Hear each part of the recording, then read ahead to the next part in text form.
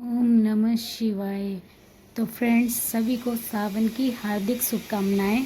और आज से सावन स्टार्ट हो गए हैं। तो फ्रेंड्स, आज की सुबह भी मेरी हुई थी मॉर्निंग वॉक के साथ, क्योंकि मैं उठ के सबसे पहले नीचे गई थी मॉर्निंग वॉक करने, और उसी के साथ मैं बेलपत्री और फूल भी लेके आई। तो इस वजह से आज मेरी सुबह की पढ़ाई नहीं हो पाई थी, और आके फिर मैं सीधे काम में लग गई थी, और आके फिर मैंने किचन का काम समेटा। तो फ्रेंड्स, आज मुझे कुछ नया करना था, क्योंकि 1 महीना बचा है सीटेट के लिए, और मुझे सीटेट के लिए भी पढ़ना है, क्योंकि मैंने सीटेट का भी डाला हुआ था। पिछली बार मैं 3 नंबर से रह गई थी सीटेट में, तो मुझे अब फिर से उसके लिए पढ़ना होगा। तो फ्रेंड्स, आज मैं बस वही प्लानिंग कर रही थी सुबह बैठी बैठी कि मुझे अब कितना क्या पढ़ना है सीटेट के लिए। तो इस महीने में ज़्यादातर सीटेट का ही पढ़ूंगी फ्रेंड्स। तो वही आज प्लानिंग बनाने में बहुत सारा समय मेरा चला गया था।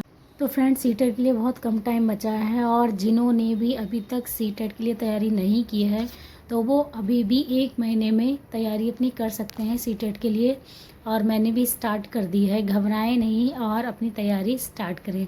तो मैं भी बस अब लग जाऊंगी। आज मैंने अपनी पूरी प्लानिंग तैयार कर ली है कि मुझे कितने घंटे सीडीपी को देना है, कितने घंटे मुझे एसएसटी को देना है, क्योंकि मैं एसएसटी से हूँ, और पेपर 2 मैंने डाला हुआ है।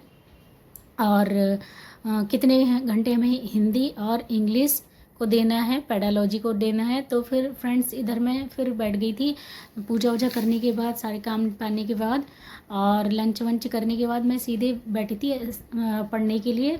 सबसे पहले आज मैंने 2 चैप्टर पढ़े थे शुरुआत के। चैप्टर वाइज मैं चलूँगी, 2 चैप्टर मैं डेली किया करूँगी, और ऐसे ऐसे करके मैं पढ़ूँगी। तो आज मैं सबसे पहले पढ़ रही थी विकास की अवधारणा, ठीक है, और अधिगम से इसका संबंध। तो ये पहला चैप्टर था, इसको मैंने पढ़ा, हालांकि मैं पहले पढ़ चुकी हूँ, लेकिन फिर भी पढ़ना ज़रूरी है। चीज़ें ऐसी होती हैं जो स्किप हो जाती हैं अगर हम नहीं पढ़ें। तो ये रिवाइज़ किया था, और एक चैप्टर और पढ़ा था, और बाकी मैंने फिर हिंदी, इधर हमारी प्रिंसेस उठ गई थी, फिर इनके लिए तैयार किया और खिलाया पिलाया, इनको टाइम दिया थोड़ा सा, क्योंकि फ्रेंड्स पढ़ाई के साथ बच्चों को भी टाइम देना है, क्योंकि बच्चों की यही एज है प्यार दुलार करने की। फिर बाकी तो बच्चे फिर बड़े हो जाते हैं, समय का पता ही नहीं चलता है, और बड़े हो जाते हैं एक बार, फिर मन करता है कि काश ये बच्चे फिर से छोटे हो जाएं और वो समय फिर से वापस आ जाए।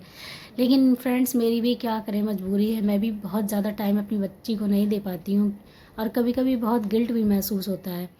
तो फ्रेंड्स, इधर मैं आ गई थी पढ़ने फिर से बेटी को सुलाने के बाद, और मैं सीटेट के लिए ही पढ़ रही थी, और वही हिंदी में पढ़ रही थी पर्यायवाची वगैरह और विलोम शब्द, और बाकी उपसर्ग प्रत्यय यही सब आने हैं, और समास, यही सारी चीज़ें हमने पढ़ रखी हैं। बस खाली हमें हिंदी में रिवीजन करना है, और ये जो वोकैब है हिंदी की, उसमें थोड़ा सा दिक्कत होती है। तो फ्रेंड्स, 1:45 हो गया है पढ़ते पढ़ते, अब फिर बेटा आ जाएगा, और बेटे को फिर खाना वगैरह दूंगी, फिर ट्यूशन के बच्चे आ जाएंगे। अभी ट्यूशन के बच्चों के लिए भी कुछ प्रैक्टिस के लिए बनाना है, क्योंकि इसमें टाइम बहुत कम मिलता है, और क्वेश्चन इतने मतलब लेंदी आने लगे हैं, क्योंकि उनको बहुत ज़्यादा पढ़ना होता है, टाइम देना होता है।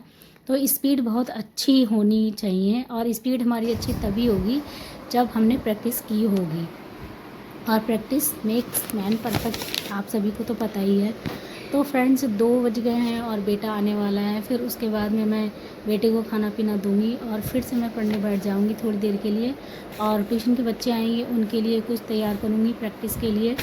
तो बस यही है फ्रेंड्स, है, थक गई थी पढ़ते पढ़ते, तो मैं थोड़ा ऐसे लेटे लेटे पढ़ लेती हूँ, जैसे मुझे कंफर्टेबल मिलता है वैसे मैं पढ़ लेती हूँ। अभी मैं स्टडी टेबल पर नहीं बैठ के पढ़ पाती हूँ, क्योंकि बेटी है। तो फ्रेंड्स, यही है, बस धीरे धीरे ऐसे ही करना है 1 महीने की ड्यूटी।